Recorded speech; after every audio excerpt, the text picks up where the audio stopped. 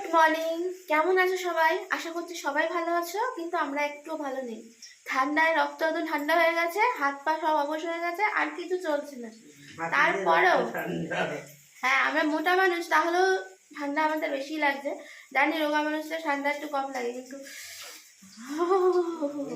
হাত দেখো, আমার হাত দেখো একদম পুরো একদম বরফের মতন ঠান্ডা। এটা ঠিক কথা, বাবার ঠান্ডা কম, দেখ ওই জন্য হাফ প্যান্ট পরে রোগা মানুষ। মাথা গরম, বাবার কথা বাদ, বাবার তো মাথা গরম, তাই জন্য না বাবার ঠান্ডা কম লাগে। কিন্তু আমি বেরোতে পারছি না 12টার আগে, বিছানা থেকে উঠতে পারিনি। তারপর মা রান্না করছে, মা রান্না সকালবেলা চালু হয়ে গেছে, স্টার্ট।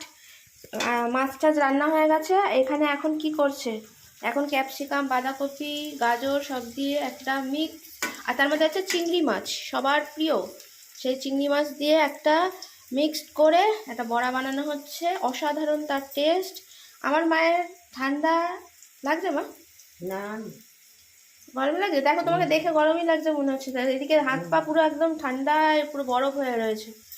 যাই হোক, দেখো ওই হাতটা আমার গায়ে দিচ্ছে, হা হা, ছ্যাঁকা খাচ্ছে মনে হচ্ছে। এমনি আমার হাতে একটুখানি আমি ব্রাশ করলাম, তাই আমার ঠান্ডা হু হু হু। আর কম্বলের তলায়, লেপের তলায় আমার হাত পা ঠান্ডা হচ্ছে না। ওরে বাবা, কি কাঁপুনি গো! গরম হচ্ছে না, উল্টো পাল্টা বলছি, আমার কিছু করার নেই। আমি এখন কাঁপতে কাঁপতে উল্টো পাল্টা বলছি। কাদের ওখানে বরফ পড়ছে গো? আমাদের এখানে তো এর পরে বরফ পড়বে মনে হচ্ছে।